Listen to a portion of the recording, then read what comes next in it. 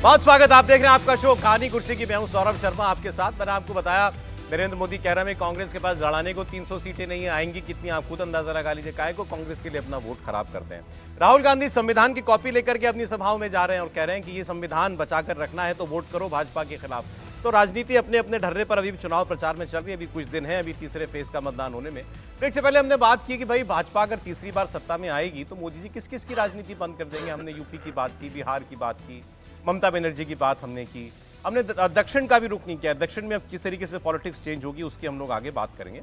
एक ये भी चर्चा करनी चाहिए कि इस बीजेपी की जीत से अगर होती है, कौन सा नेता प्राइम मिनिस्टर मोदी, अमित शाह, इनके अलावा वो और ताकतवर होकर के उभरने जा रहा है। तो ये पहले आइए इसी की हम लोग बात करते हैं। योगी आदित्यनाथ तीसरी बार अगर यूपी डिलीवर हो जाता है बीजेपी के लिए, योगी आदित्यनाथ का जो सितारा है कितना बुलंद होगा?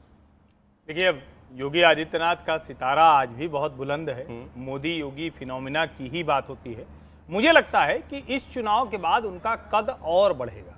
भारतीय राजनीति में अगर हम देखें कि इस वक्त जो बड़े नेता निकलते हुए दिख रहे हैं उसमें एक नेता योगी आदित्यनाथ हैं, और योगी आदित्यनाथ ने उत्तर प्रदेश में डिलीवर करके दिखाया है। ऐसा नहीं है कि ठीक है पार्टी बड़ी हो गई, पार्टी के नेता के तौर पर, मुख्यमंत्री के तौर पर हो गए, उन्होंने डिलीवरी दी है। और कम से कम जैसे हम कहते हैं ना कि मुख्यमंत्री के तौर पर जो इतने बड़े राज्य की कानून व्यवस्था जो सबसे बड़ा मसला था उसको उन्होंने दुरुस्त किया। जो इम्प्लीमेंटेशन कहते हैं कि सेंट्रल गवर्नमेंट की स्कीम है उसको राज्य में कैसे कर रहे हैं उसको उन्होंने बहुत अच्छे से केवल यूपी के नेता रह जाएंगे? नहीं, यूपी के नेता, ये तो कहा ही जाता है ना कि दिल्ली का रास्ता लखनऊ से होकर जाता है। भाई मोदी जी ने कहा ना कि हमारे भी माननीय मुख्यमंत्री हैं। तो निश्चित तौर पर राष्ट्रीय राजनीति में योगी आदित्यनाथ की भूमिका और बड़ी होगी इन चुनावों के बाद। कोई और नेता आपको जो दिखाई देता है बीजेपी के? अभी बहुत सारे हैं। देखिए, खट्टर साहब को केंद्र में लाने की बात है, मध्य प्रदेश के पूर्व सीएम जो हैं उनको, शिवराज सिंह चौहान को लाने की बात है, के अन्नामलाई जो हैं वो उभरते हुए नेता हैं। बहुत सारे ऐसे नेता हैं जो इस चुनाव के बाद, शर्मा है, हेमंत बिश्व शर्मा है, बहुत सारे ऐसे नेता हैं जिनका पोटेंशियल दिखाई दे रहा है और पोटेंशियल को आगे नर्चर भी किया जा रहा है। ऐसा नहीं है बीजेपी में उसको नर्चर जाए। अश्विनी वैष्णव नर्चर किया जा रहा है। जिम्मेदारियां दी हुई हैं बीजेपी ने, बहुत बड़े बड़े पोर्टफोलियो हैं, पार्टी में बहुत काम मिला हुआ है। अनुराग ठाकुर जो हैं उनको जिस तरह से आगे ग्रूम किया जा रहा है, या फिर निर्मला सीतारमन को जिस तरह से ग्रूम किया जा रहा है, सारे ऐसे नेता हैं जिनके पोटेंशियल है और बीजेपी उनको जगह दे रही है इसमें मुझे लगता था देवेंद्र फडणवीस एक बड़ा नाम है, जो देवेंद्र फडणवीस को भारतीय जनता पार्टी के भविष्य के नेता के रूप में मुझे लगता है कि एक आगे लेकर आएगी। जब मुख्यमंत्री बनने के चुनने की बात आई तो सीधे सीधे देवेंद्र फडणवीस को मुख्यमंत्री नरेंद्र मोदी ने चुना था। बड़े नेता होने के बाद भी, वहाँ पर प्रदेश के होने के बाद, जिस तरीके से वो महाराष्ट्र की राजनीति के अंदर देख रहे हैं, केंद्र की राजनीति के अंदर उनको केंद्रीय चुनाव समिति में ले लिया गया है उनको, तो मुझे लग रहा है कि देवेंद्र फडणवीस एक बड़े नेता है, क्योंकि संघ का भी उनका एक सपोर्ट है। नागपुर से आते हैं, संघ का पूरा हाथ है। तो भारतीय राजनीति में अगर आपको बहुत आगे बढ़ना है तो ये भी देखना पड़ता है कि राष्ट्रीय सेवक संघ उसके पीछे कितनी ताकत से खड़ा है। नितिन गडकरी को पहले भेजा गया था, सीधे राष्ट्रीय अध्यक्ष बना के भेज दिया गया था, जबकि वो दिल्ली की राजनीति में फिट नहीं थे। लेकिन संघ ने कहा कि ये दिल्ली की जो महाराष्ट्र की और बात भी नहीं की। इस चुनाव से महाराष्ट्र की राजनीति कैसे प्रभावित होगी? मुझे लगता है कि इसके बाद कई अभी ये कह देना किसी भी लोकसभा चुनाव से प्रभावित है, मुझे लगता है कि जल्दी होगी। 4 महीने बाद विधानसभा चुनाव होंगे, वो तय करेंगे महाराष्ट्र की राजनीति को, क्योंकि 2024 का ये चुनाव है, प्रधानमंत्री मोदी के नाम पे वोट पड़ेगा, इसमें कोई दो राय नहीं है। असली परीक्षा वहाँ की राजनीति की, उद्धव ठाकरे चाहे हो, एकनाथ शिंदे हो, अजित पवार हो, शरद पवार हो, वहाँ के जो क्षेत्रीय नेता, जो बड़े नेता बनते हैं, उनकी राजनीति विधानसभा चुनाव में मालूम पड़ेगी, क्योंकि वो इस बात को जानते हैं कि लोकसभा चुनाव में प्रधानमंत्री मोदी के नाम पे वोट पड़ने वाला है। लेकिन महाराष्ट्र की जनता किस दिशा में सोच रही है, इसका इंडिकेशन इस चुनाव में जरूर पड़ेगा। लेकिन 4 महीने के बाद जब विधानसभा चुनाव होंगे, उसमें जो रिजल्ट आएगा वो बता देगा कि महाराष्ट्र की राजनीति के अंदर क्या अभी भी उद्धव ठाकरे, बाला साहेब ठाकरे के सेंटिमेंट को जनता से जुड़ी हुई है। शरद पवार सब कुछ गंवाने के बाद भी, परिवार टूटा, अपनी पार्टी, सरकार चली गई, पार्टी चली गई, उसके बाद भी क्या शरद पवार आज भी मराठाओं के नेता और अपनी भूमिका बना के रखते हैं। एकनाथ शिंदे जिनको इतना सपोर्ट मिला, जो आज मुख्यमंत्री है, उनको एकनाथ शिंदे को शिवसेना मिल गई बाला साहेब ठाकरे की, क्या वो वोट बैंक जो शिवसेना के साथ जुड़ा हुआ था वो वोट बैंक एकनाथ शिंदे के साथ जाता है कि नहीं, ये विधानसभा चुनाव में तय होगा। लोकसभा चुनाव तो प्रधानमंत्री मोदी का है, तो यहाँ पर वोट सारे प्रधानमंत्री मोदी के नाम। महाराष्ट्र से क्या रिपोर्ट आ रही है अभी तक आपके पास चुनाव की? मुझे लग रहा है कि महाराष्ट्र में भारतीय जनता पार्टी बेहतर कर रही है, लेकिन अजित पवार और एकनाथ शिंदे के लिए बहुत अच्छा नहीं है। लेकिन एक खबर यह भी है कि एक जिस तरीके से दलितों को लेकर संदेश पूरे देश के अंदर जा रहा है, एक वर्ग ऐसा है दलितों का जिन्हें ये लग रहा है कि महाराष्ट्र के अंदर कहीं फिर से अगर सरकार बनती है तो मराठा मुख्यमंत्री है, मराठा उप मुख्यमंत्री है, कहीं ऐसा तो नहीं है कि दलितों के अधिकारों को कम किया जाएगा। ये एक सेंटिमेंट जमीनी स्तर पर थोड़ा सा महसूस हो रहा है। लेकिन प्रधानमंत्री मोदी ने जिस तरीके से भी महाराष्ट्र की रैली में जिक्र किया है, आज वो महाराष्ट्र उसका जिक्र करेंगे, मुझे लग रहा है जमीनी स्तर पर संघ भी इस मामले में एक्टिव है, बीजेपी के कार्यकर्ता एक्टिव है। बहुत ज्यादा असर नहीं होगा, थोड़ा असर जरूर पड़ेगा, लेकिन भारतीय जनता पार्टी सबसे ज्यादा सीटें महाराष्ट्र में जीतने जा रही है। सर, यूपी में बीजेपी में आपको इस चुनाव में अगर जीत भाजपा की होती है, कौन सा लीडर उभरता हुआ दिखाई देता है, यंग लीडर? देखिए, हम लोग लीडर की बात करते हैं तो पहले उसको परिभाषित कर लें। A leader is not one who is led by the masses, a leader is one who leads the masses. और इस परिभाषा को यदि आप मानक बना लेते हैं तो जिनका कई लोगों को, जिन टेक्नोक्रेट की आपने बात किया, चाहे वो वित्त मंत्रालय से हों, चाहे, मैं उनको नेता की कैटेगरी में नहीं है, बहुत अच्छे डिलीवर कर रहे हैं। और अमेरिकन डेमोक्रेसी में तो आप देखेंगे कि अमेरिका के जो कैबिनेट होते हैं प्रेसिडेंट के, उसमें से बहुत सारे टेक्नोक्रेट्स ही होते हैं। फॉरेन पॉलिसी है तो कोई फॉरेन पॉलिसी का प्रोफेसर होगा, डिफेंस है तो डिफेंस मिनिस्ट्री का डिफेंस डील कर रहा है। वैसे ही प्रधानमंत्री ने एक अनूठा प्रयोग किया है कि 2014 से आप देखेंगे कि गवर्नेंस में टेक्नोक्रेट बढ़ा है। लेकिन इसको ये कह देना कि वो भारतीय जनता पार्टी के आने वाले दिनों में नए नक्षत्र हैं, नेताओं की कैटेगरी में आप उनको नहीं डालें तो बेहतर होगा।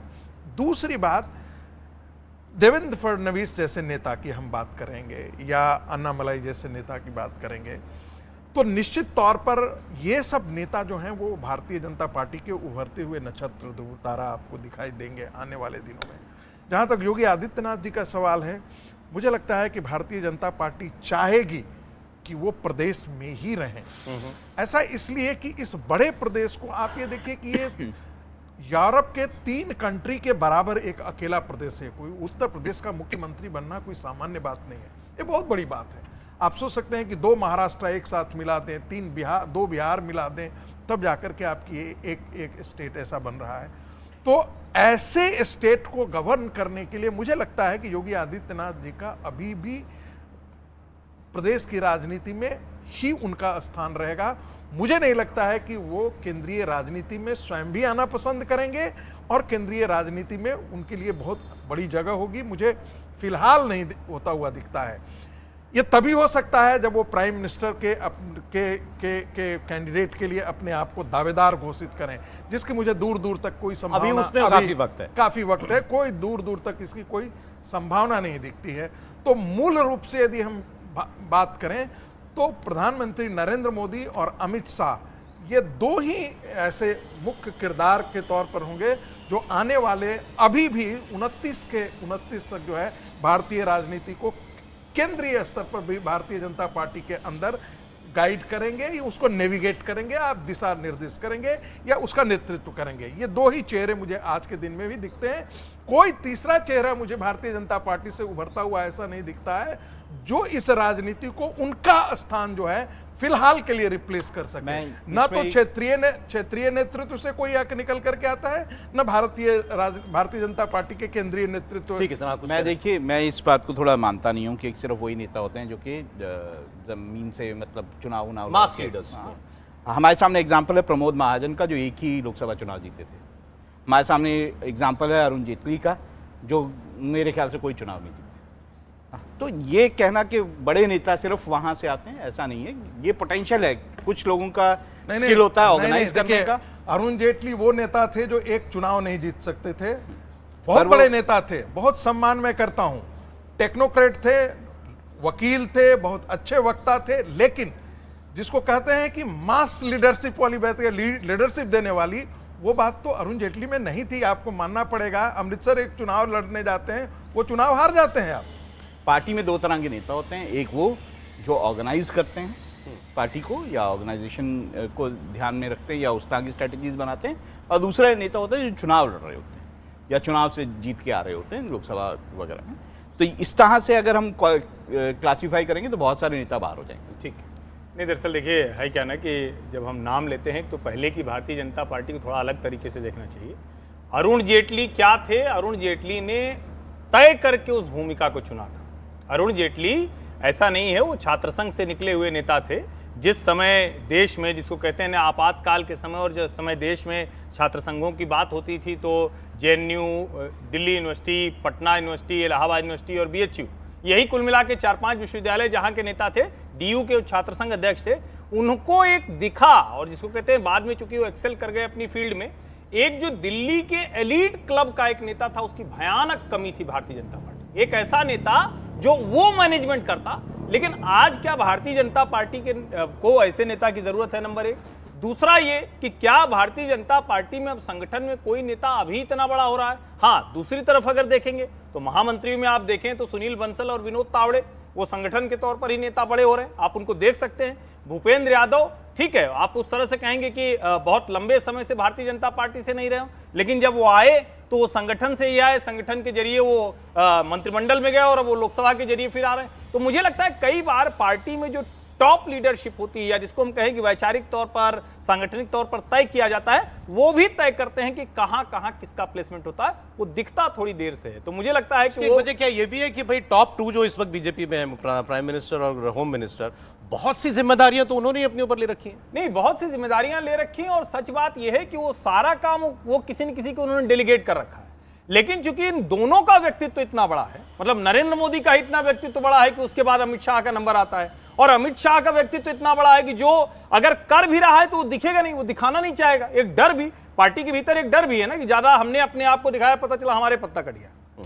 ये वाला भी तो सिस्टम है ना। सौरभ जी, अगर आप भारतीय जनता पार्टी का इतिहास देखोगे सर, तो लाल कृष्ण आडवाणी और अटल बिहारी वाजपेयी दो बड़े नेता थे जो भारतीय जनता पार्टी को पूरा कंट्रोल करते थे। अब ये कह सकते हैं कि अध्यक्ष बदलते रहते थे, जना कृष्णमूर्ति अध्यक्ष बने, कुशाभाऊ ठाकरे अध्यक्ष बने, बंगारू लक्ष्मण अध्यक्ष बने, राजनाथ सिंह अध्यक्ष बने, लेकिन पार्टी में वही होता ना जो अटल बिहारी वाजपेयी, लाल कृष्ण आडवाणी चाहते थे। अध्यक्ष बदलते थे लेकिन पार्टी इन दोनों नेताओं की छत्रछाया में रही।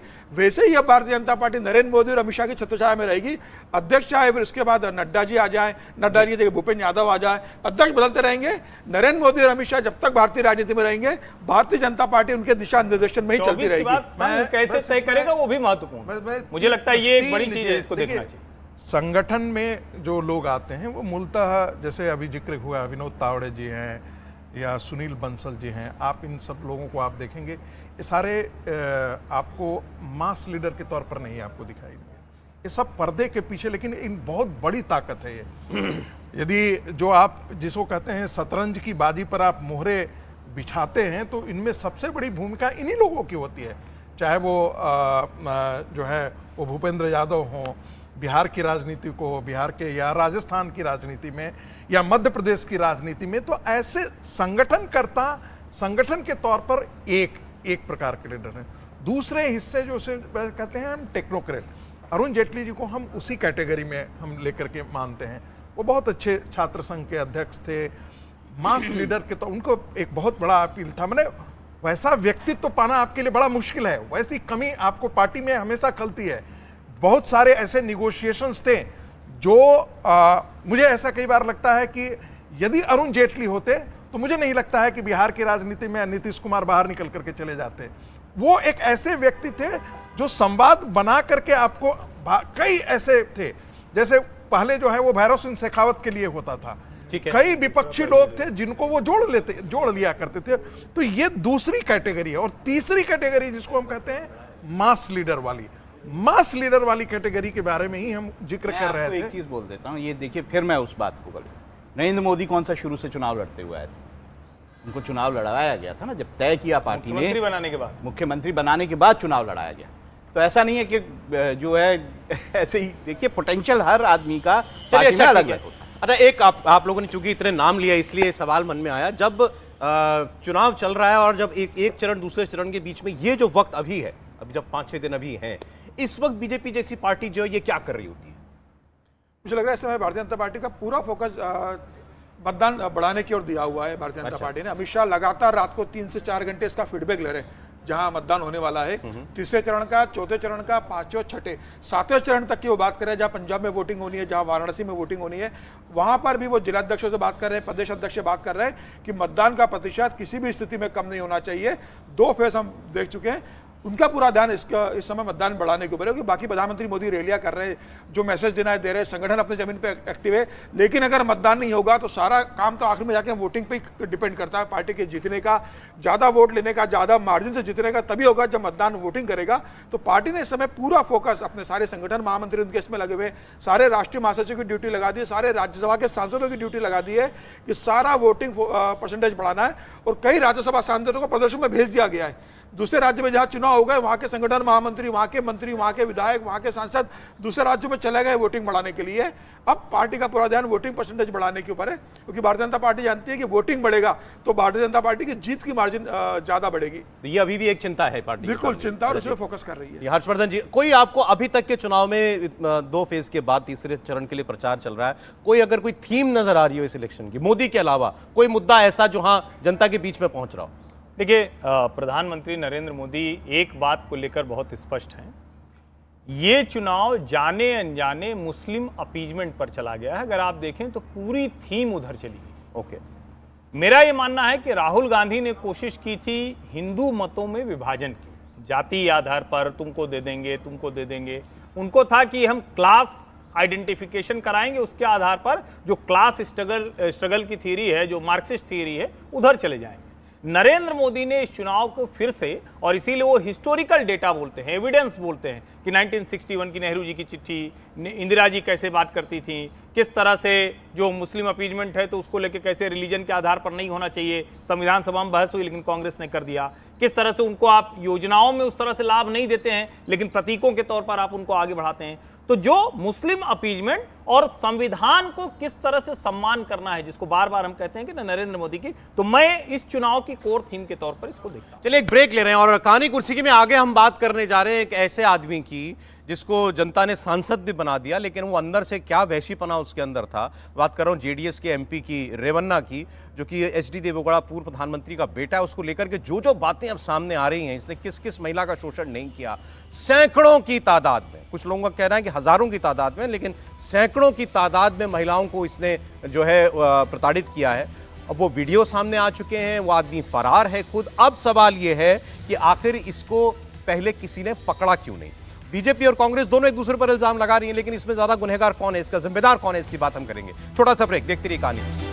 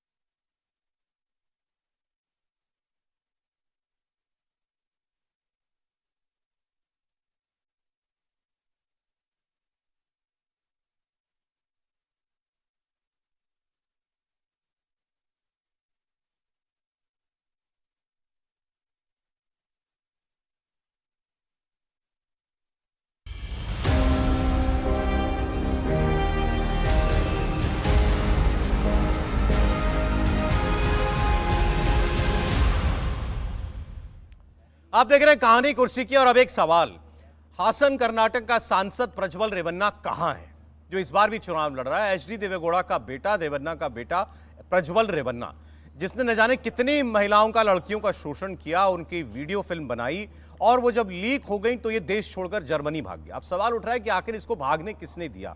क्या इसकी जानकारी पहले से वहां मौजूद कांग्रेस सरकार को थी?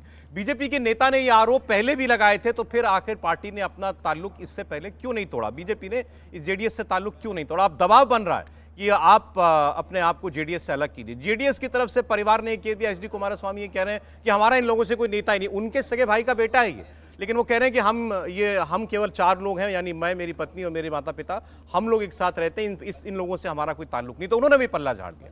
लेकिन इतना बड़ा कांड करने वाला ये आखिर ये हैवान सांसद जो है, ये अभी तक बचा कैसे रहा, ये लोगों को समझ में नहीं आ रहा है। इसके बारे में आगे बात करेंगे कहानी कुर्सी की में। एक छोटा सा ब्रेक ले रहे हैं, जल्द लौटेंगे।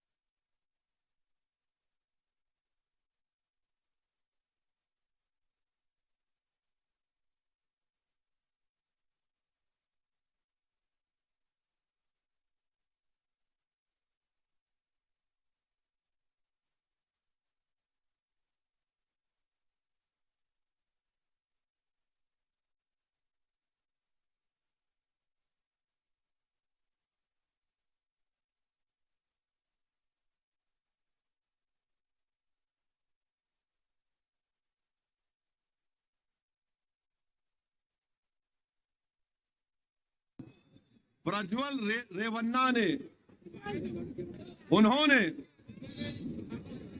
उन्होंने 2000 वीडियो बनाए, यानी औरतों से इस तरह से उसने उनकी जिंदगी बर्बाद कर दी। अब आप बताइए, उस शख्स के लिए नरेंद्र मोदी जाके वोट मांगे और हमको बोल रहा है कि मंगलसूत्र निकाल के हमको, हम हिंदू बहनों से मुसलमानों को दिया जाएगा। नरेंद्र मोदी, आप भूल गए कि जिस शख्स के लिए आपने वोट पूछ रहे हैं, उसने 2000 ऐसे गंदे वीडियो बनाए, 2000 वीडियो बनाए उसने। गरीब बेचारी औरत परेशान है, मजलूम है, तकलीफ में है। इस जालिम ने उनका इस्तेसाल किया और मोदी उसकी ताईद में वोट मांगने गए थे। और हर तरफ तमाशा यह है कि वो जब वीडियो निकले, रातों रात जर्मनी भाग गया, रातों रात जर्मनी भाग गया। अब नरेंद्र मोदी बोल रहे नारी शक्ति, नारी शक्ति। नरेंद्र मोदी बोल रहे मैं मुस्लिम खवातीन का भाई हूं, मैं नकोरे बाबा तू तेरे जैसा भाई नहीं चाहिए हमारे को। अरे चुल्लू भर पानी में आप लोगों को डूब मरना चाहिए। अच्छा, अब थोड़ी देर के लिए सोच लो आप, अगर ये हरकत मुसलमान करता तो क्या होता? अगर कोई मुसलमान होता तो अब तक यूएपीए लग जाता, एनआईए आ जाती, और क्या बोलते हैं उसमें, ये लव जिहाद है।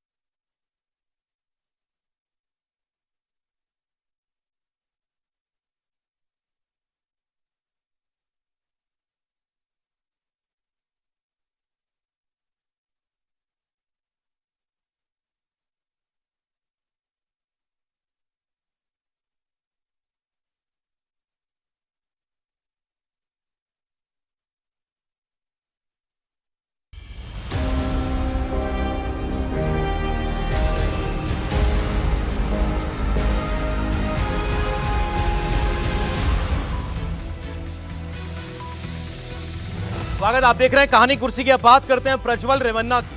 हासन का सांसद है, इस बार भी चुनाव लड़ा, वोटिंग उसके लोकसभा क्षेत्र में हो चुकी। लेकिन ये आदमी सोचिए कौन से परिवार में पैदा हुआ। देश के प्रधानमंत्री रहे एच डी देवेगौड़ा, उनका पोता है, इसका पिता विधायक है।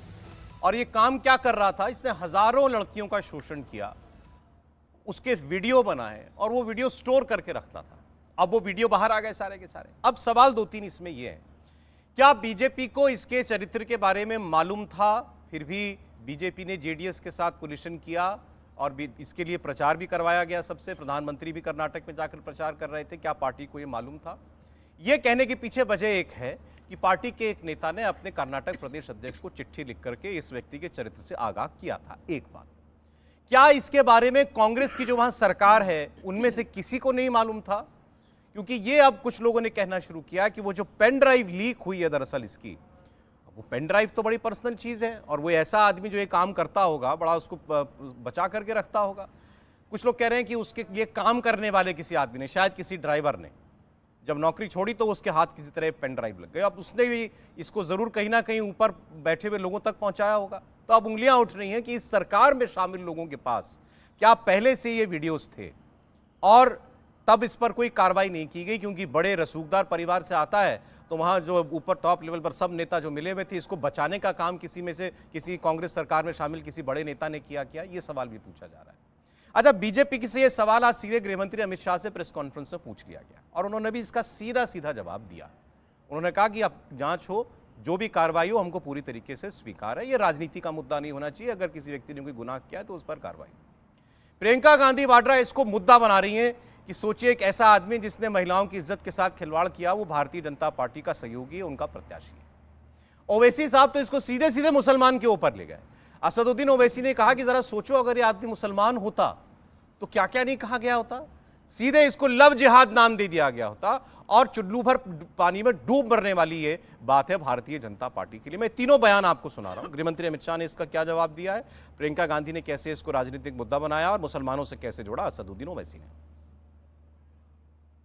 श्री रेवन्ना का जो समाचार पत्रों में और चैनलों में चल रहा है वो बिल्कुल आघातजनक है। ऐसा सहन किया ही नहीं जा सकता और भारतीय जनता पार्टी का स्टैंड बहुत स्पष्ट है। हम देश की मातृशक्ति के साथ खड़े हैं, देश की नारी शक्ति के साथ खड़े हैं। नरेंद्र मोदी जी का पूरे देश को एक कमिटमेंट है कि कहीं पर भी मातृशक्ति के अपमान को सहन नहीं किया जाना। परंतु कांग्रेस पार्टी जो हम पर आरोप लगाना चाहती है, मैं छोटी सी बात पूछना चाहता हूं, वहां सरकार किसकी है? सरकार कांग्रेस पार्टी की है। फेक वीडियो आपके ध्यान में ही होंगे क्योंकि टाइम पर रिलीज किए गए हैं। और अब तक कार्यवाही कांग्रेस पार्टी ने क्यों नहीं की? चुनाव के समय मोदी जी इस देश के प्रधानमंत्री आकर आपको सिर्फ इधर उधर की बातें बताते हैं। आजकल तो बहुत बहकी बातें करने लगे हैं। आजकल मेरी बहनों की बातें करते हैं, आपके मंगलसूत्र की बातें करते हैं। मैं इनसे पूछना चाहती हूं कि ये कहां थे जब हमारे ओलंपिक मेडलिस्ट के साथ अत्याचार हुआ? मैं उनसे पूछना चाहती हूं कि आज कर्नाटका में एक बहुत बड़ी बात निकली है कि उनके साथ जो मंच पे खड़े थे, जिनके लिए मोदी जी ने वोट मांगा, उन्होंने हजारों महिलाओं के साथ दुष्कर्म किया। प्रज्वल रेवन्ना ने उन्होंने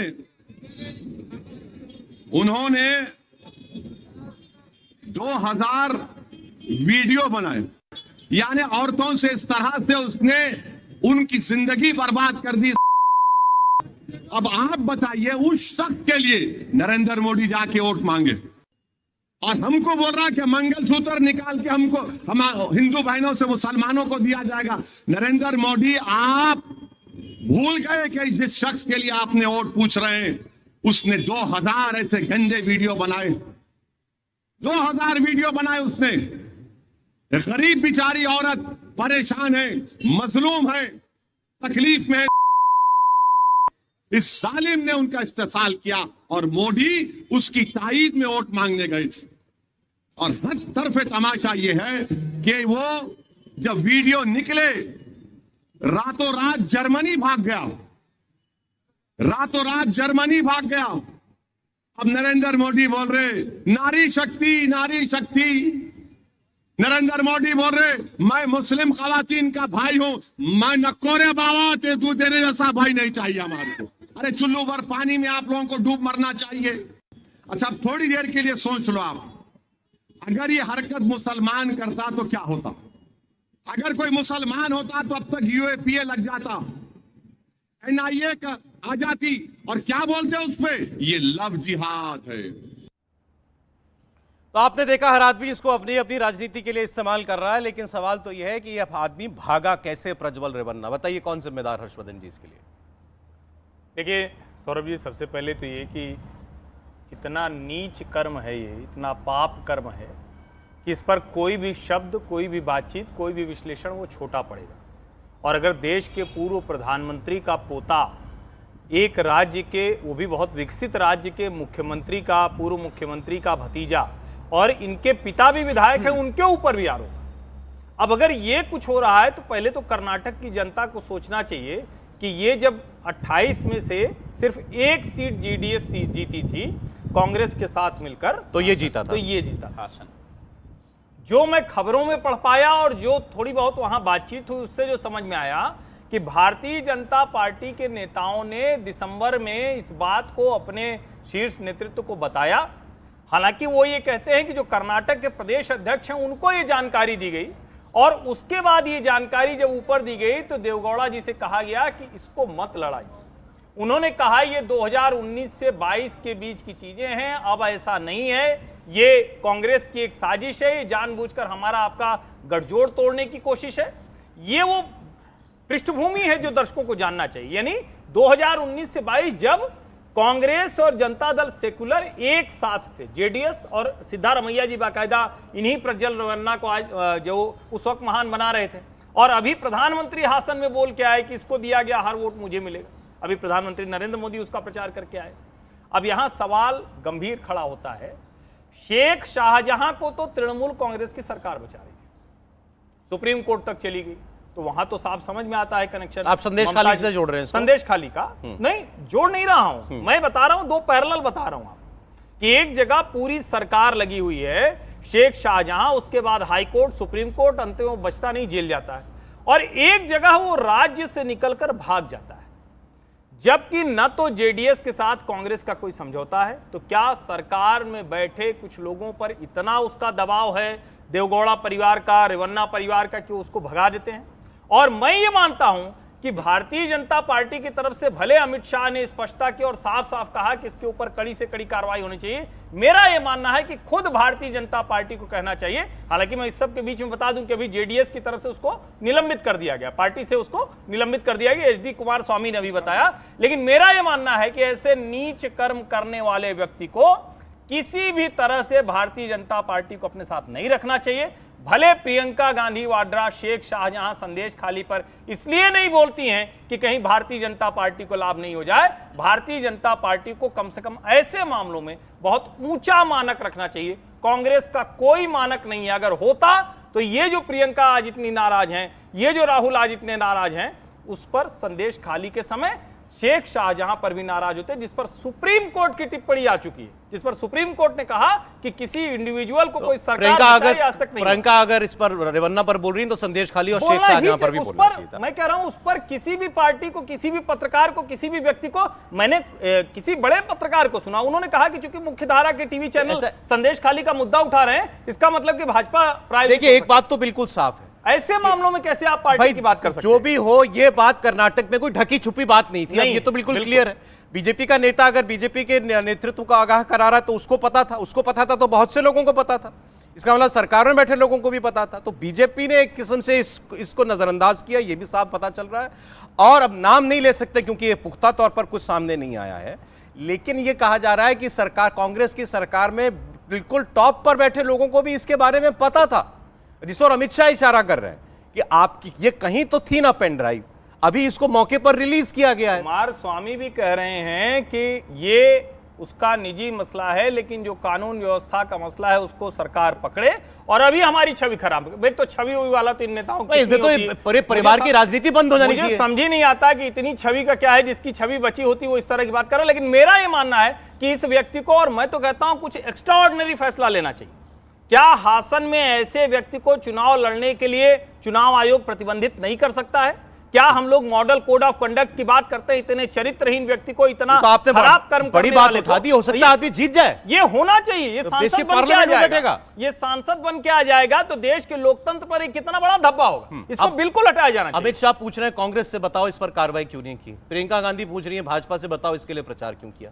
दोनों से ही सवाल होना चाहिए, इसमें कोई वो नहीं है। कांग्रेस से सवाल ये होना चाहिए कि इस तरह की बातें अगर वहां पे थी, जैसा कि अब दिखाई दे रहा है कि इस तरह की बातें ऐसा नहीं थी, ये लुकी छुपी थी, तो वो भाग कैसे गया ना। और दूसरा, चुनावों इसको से बचाया गया है सर, तो क्लियर है। वो तो बिल्कुल मैं वही बोल रहा हूँ ना, तो पब्लिक बात डोमेन में अगर ये था तो पहले ये क्यों नहीं तो इसको पकड़ कांग्रेस को लिया जवाब गया। देना ये पड़ेगा सब ना। टॉप पर नेता सब मिले हुए थे इसमें, इतना बड़ा क्लियर है भाई। रसूखदार परिवार का आदमी है, देवेगौड़ा जी परिवार में भी किसी ना किसी को भनक होगी उसकी, इसको शील्ड किया गया, साफ लग रहा है। दूसरी बात ये भी है, देखिए, जहां तक इसकी राजनीतिक उसका सवाल है कि इस वक्त क्यों जो है वो पेन ड्राइव बाहर आई या वीडियोस बाहर आए, तो उस बात को शायद मैं नहीं मानता हूं, क्योंकि अगर ये कांग्रेस करना चाहती होती तो वो पहले करती ताकि चुनावों पे असर पड़े।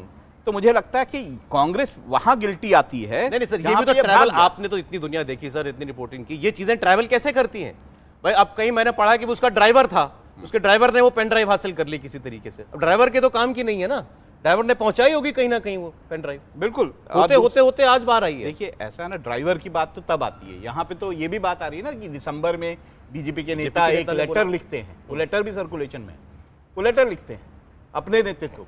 तो जब लेटर लिखा था तो क्यों कर लिया उसके साथ गठबंधन? मेरा तो ये कहना है कि देखिए, मैं ये मानता हूं कि बीजेपी को इसमें अपनी छवि, जैसा कि गृह मंत्री ने खुद भी कहा है, उनको अपनी छवि साफ करनी चाहिए। मुझे नहीं लगता कि जेडीएस के साथ आगे बीजेपी जो है उसको कोई गठबंधन जारी चुनाव तो हो चुका वहां पे, तब भी मुझे नहीं लगता कि उसको गठबंधन जारी। इसमें एक चीज है, देखिए, राजनीति में अमित शाह तो कम से कम प्रेस कॉन्फ्रेंस करके बोल रहे हैं, वो बात मानता हूं। संदेश खाली पर क्या प्रियंका और राहुल ने एक बात की, दोनों डिफरेंस। राजनीति में आप किसी के अवसर का इस्तेमाल करते हैं तो दूसरा शांत रहेगा, ये तो आप उम्मीद नहीं कर सकते। और जेडीएस के साथ गठजोड़ अभी भारतीय जनता पार्टी का हुआ है, लेकिन जिस वक्त का ये घटनाक्रम है, ये घृणित कृत्य है, उस वक्त कांग्रेस के साथ समझौते में थे। और मैं दोनों के ऊपर कह रहा हूं, क्या देवगौड़ा और कुमार स्वामी को अपने परिवार में इस तरह के गंदे काम करने वाले के बारे में नहीं पता था? और उसके बाद अब कह रहा हूं, सब छोड़ दीजिए, राजनीति पे इसका कोई असर पड़ेगा नहीं पड़ेगा, हासन की जनता इसी रेवन्ना को जिता देगी। मुझे जो खबरों में दिखा वो ये दिखा कि भारतीय जनता पार्टी नहीं चाहती थी इसको, लेकिन देवगौड़ा ने कहा कि नहीं, इसी को लड़ाना है। तो क्या जनता जिता देगी तो उसको हम लोग झेलेंगे, संसद में वो दिखेगा? ये सवाल होना चाहिए। प्रोफेसर साहब, देखिए, जो खबरों में आया है कि कोई 2900 के आसपास, कोई 3000 के आसपास का वीडियो है, तो ये एक दिन में तो हुआ नहीं होगा, एक महीने में भी नहीं हुआ होगा, पिछले कई वर्षों से चल रहा होगा। क्या क्या इस बात की गुंजाइश है कि ये आदमी सेक्स रैकेट का हिस्सा था, मे बी पॉर्न इंडस्ट्री का हिस्सा था? ये भी हो सकता है। विक्षिप्त आदमी, और ये कोई एक मानसिक तौर पर विक्षिप्त आदमी ही ऐसा कुकर्म कर सकता है जिसको ऐसे घृणित करने में काम करने में आनंद आता हो। एक सिर्फ और मानसिक दिवालिया और मानसिक तौर पर पागल विक्षिप्त आदमी ही इस प्रकार की चीजों को कर रहा होगा। लेकिन हैरानी की बात है कि जिस परिवार को उसे डिसोन करना चाहिए था, वो धृतराष्ट्र की भूमिका में है। मैं नहीं मानता कि देवगौड़ा जी को और उनको इन सब चीजों के बारे में जानकारी नहीं हुई होगी, और यदि जानकारी हुई भी होगी, हो सकता है नहीं भी हो, लेकिन यदि होते हुए यदि इन चीजों को संरक्षण दिया, तब तो मुझे लगता है कि देवगौड़ा पर भी बहुत गंभीर टिप्पणी की जानी चाहिए। वो प्रधानमंत्री बेशक रहे हैं, लेकिन ऐसे लोगों को अपने परिवार के अंदर संरक्षण दे, इसलिए कहा ना, स्पॉइल्ड ब्रैट वाला मामला दिख रहा है। एक, चूंकि आपके दादा परदादा आपके प्रधानमंत्री हैं, तो आप कुछ भी करके कर रहे हैं, बिल्कुल इतने बड़े कुकर्म को आप अंजाम दे रहे हैं, आपके पिता भी उसी में शामिल हों, तो मतलब बहुत ही घृणित ये लग रहा है। और ये इस बात से मैं बिल्कुल सहमत हूं, भारत का एक भी बौद्धिक वर्ग, एक भी राजनेता विपक्षी पार्टी जो आज भारतीय जनता पार्टी के खिलाफ इस मुद्दे पर कह रहे जी। हैं, जबकि भारतीय जनता पार्टी का इससे कोई लेना देना नहीं है, हाँ। लेकिन संदेश खाली पर उनकी सबकी चुप्पी है। अच्छा। एक ने भी नहीं संदेश खाली पर बोला है। ठीक है, ये उनका सब अपना अपना उनका मौका देखकर बोल रहे हैं। दोगलापन है। वो सीधे जान रहे हैं कि उससे उनको समय लॉस कम रह होगा। गया सर। समीर जी, देखिए, मुझे लगता है सरोज जी, अगर इसकी 3000 इसकी सीडी बनाई है, पेन ड्राइव में इकट्ठा किया हुआ है इस तरह के काम को, तो ये अकेला तो होगा नहीं, इतने सालों से चल रहा है। और कहा जाता है कि बहुत हाई प्रोफाइल फैमिली से आता भी है, उसकी सोसाइटी बहुत हाई प्रोफाइल रही है, तो इसमें और भी ऐसे नकाबपोश सफ़ेद पोश शामिल हो रहे होंगे जो इसके संग सहभागी होंगे किसी मामले में। और मुझे लग रहा है इसी कारण सरकार बचाने की कोशिश कर रही है कि अगर रेवन्ना को पकड़ के कार्रवाई की जाएगी तो वो कई और राज्य उगलेगा। और मुझे लगता है कि कर्नाटक की राजनीति में बड़ा भूकंप आएगा इस मामले को लेके। और लगता है इसी कारण से कर्नाटक की सरकार इसको बचाना चाहती है कि तुम जर्मनी चले जाओ, बाकी मामला हम देख लेंगे। और चुनाव के समय कोई सरकार नहीं चाहेगी इस समय कि उसका राजनीतिक नुकसान उठाना पड़े। मुझे लग रहा है ये मामला अगर खुलेगा तो कर्नाटक की राजनीति में बहुत बवंडर आएगा, इसमें और नाम आएंगे, सिर्फ रेवन्ना अकेला शामिल नहीं होगा। बहुत शुक्रिया आज कहानी कुर्सी की में इतना ही।